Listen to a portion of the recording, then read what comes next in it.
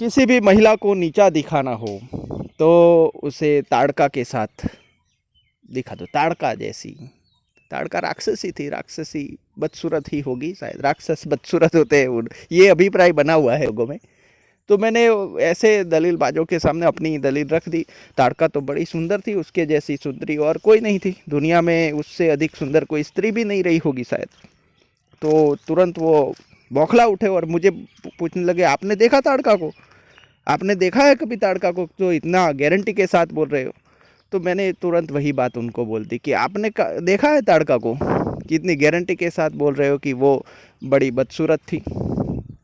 वो चुप हो गए। दरअसल चुप होने के साथ साथ वो और बौखला गए थे। तो लोग जो तर्क दे रहे हैं वो जब कोई स्वीकार ले तो वो उनको अच्छा लगता है, जब उसी तर्क के सामने उन्हीं की भाषा में जवाब दिया जाए तो उनको बहुत बुरा लगता है। तो तर्क की दुनिया में जब आप पैर रखोगे तो तर्क चुभने का डर छोड़ना ही पड़ेगा आपको।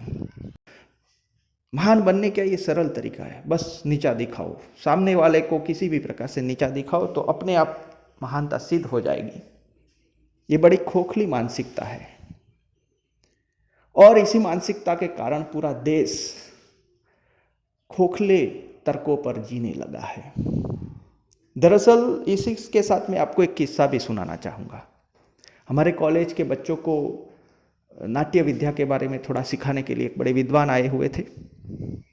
उन्होंने बच्चों को सिखाना शुरू में पीछे बैठकर उनको देख रहा था। तो वो सिखा रहे थे कि देखो, पांडव जो थे वो महाभारत का एक सीन दिखा रहे थे कि नाट्य विद्या में किस प्रकार से इसे प्रस्तुत करना चाहिए। तो बच्चों को वो सिखा रहे थे कि देखो, पांडव जो थे वो संस्कृति वाले थे, तो संस्कृति वाले थे तो बड़े अच्छे दिख रहे, अच्छा पहनावा, अच्छी तरह से बातचीत करना, ये वगैरह सब कुछ पहले दिखाया। तो पांडव कैसे है, पांडव कैसे बोलते हैं, ये दिखाया। और बाद में जो हिडम्बा थे वो जंगलों में रहने वाले थे, तो वो कैसे दिखते थे, वो किस प्रकार से, वो प्रकृति वाले थे, इस प्रकार से सिखा रहे थे वो। तो मैंने उनको बताया, बाद में बताया, वैसे उनको टोकना अच्छा नहीं था। मैंने उनको सवाल पूछा कि आपने दिखाया कि संस्कृति महान है, प्रकृति महान नहीं है, वो कमज़ोर है संस्कृति के मुकाबले। तो मैंने उनको पूछा कि संस्कृति आई कहाँ से? पहले प्रकृति रही होगी, उसी में से संस्कृति बनी होगी। तो जिस चीज़ में से आज की संस्कृति बनी है वो प्रकृति इतनी कमज़ोर नीची कैसे हो सकती है? इतनी अच्छी संस्कृति बनाने वाली प्रकृति भी कोई कम तो नहीं रहती होगी। तो वो थोड़ा मुस्कुराए और बोलने लगी, आपको तो विरोध करना है।